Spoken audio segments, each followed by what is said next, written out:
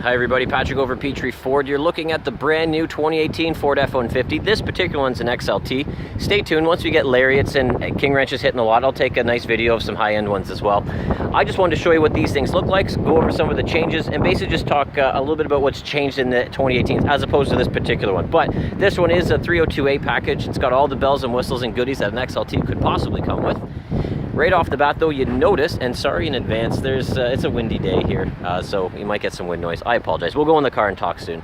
So the grille you'll notice is different. The special edition grille, if you do a build-in price, the special edition grills are super aggressive and really nice, in my opinion. The headlamps are different. The LED beading on them is different.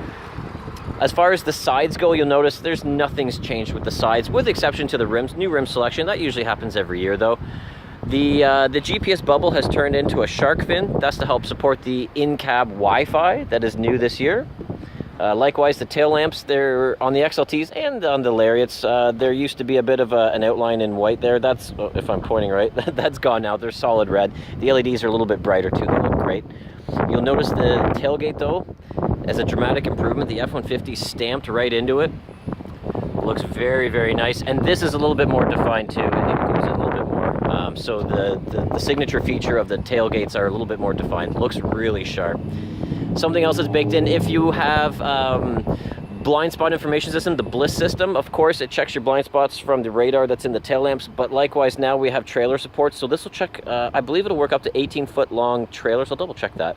But if you look at this here, there's a radar built in, so if you have a trailer, it does also catch that as well and tells you when someone's in your trailer blind spot. Now dramatically, Ford has improved every single engine. There's 4 engines, the 3.3 naturally aspirated V6, there's a 2.7 EcoBoost, there's the 5-liter Coyote naturally aspirated V8, and of course the big one, the 3.5-liter EcoBoost. It's a twin turbo 3.5 liter. All of them have been upgraded with a dual injection basically, so they added an extra injection port. They're able to get more horsepower and more torque. The 3.5 liter EcoBoost now has 375 horsepower and 470 foot-pounds of torque. That's industry leading. What that has done though, they've reworked the frame on these a little bit.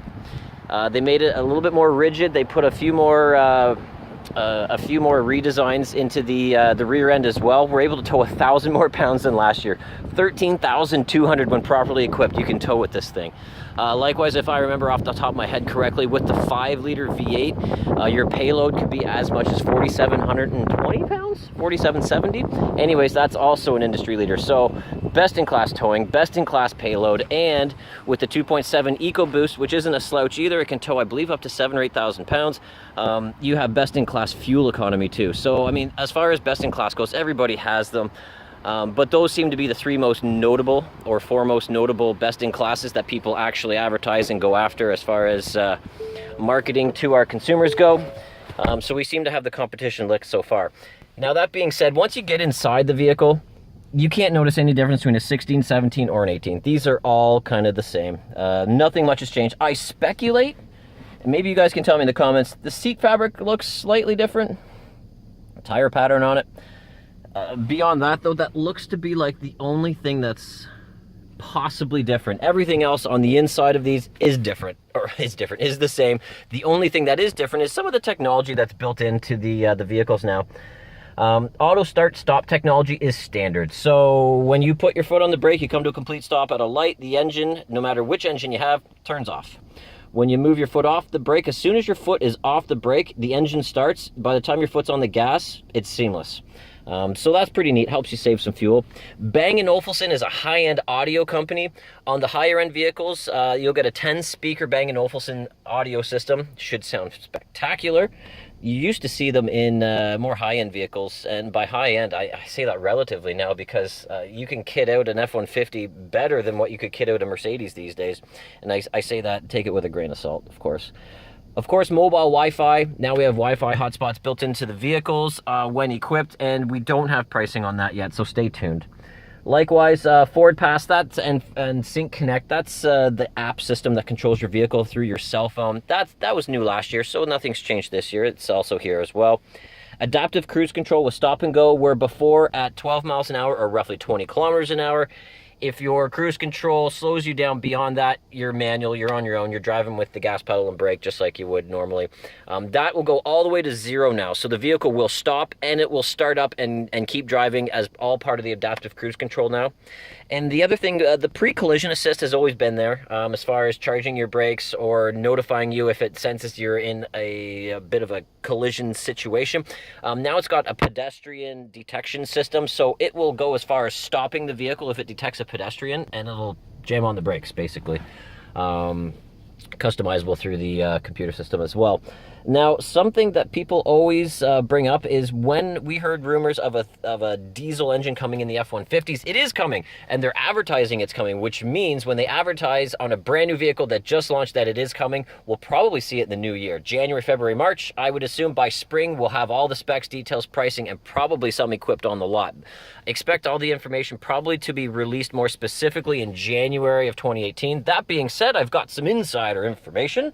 I heard, and this is speculation, but I heard that this is the same motor, the 3-liter turbo diesel V6 that's in the Range Rover Sport, and Land Rover Discovery, which makes sense because Ford does a lot of technology in conjunction with them, as they always have for a very long time.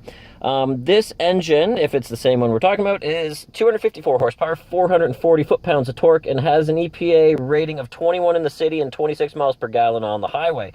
So, if you wanted more information on that engine, I would go to Range Rover's website and spec out the 3-liter diesel there just to get a better glimpse of what could be in the F-150. I believe my speculation will probably come to fruition, but again, it's still just speculation, but it makes total sense. It's already certified, it's already regulated in another vehicle, less hoops to jump through, so it just makes sense. That being said, they'll obviously have to tweak it to work in conjunction with the F-150. Other things that are different in the 18s over the 17s, every single F-150, with exception to the 3.3 liter base engine V6, will have a 10-speed automatic transmission. Previously, it was only with the 3.5 EcoBoost. Now it's with the 2.7 EcoBoost, the 5-liter V8, and the 3.5 EcoBoost. So all of them will have the 10-speed automatic transmission. And just on a cool note on the automatic transmission, the 10-speed, when it's in the Mustang, they allege that the Mustang is much faster with the 10-speed automatic than it is with the 6-speed manual. Interesting stuff. Food for thought. Anyways, this is the 2018 F-150.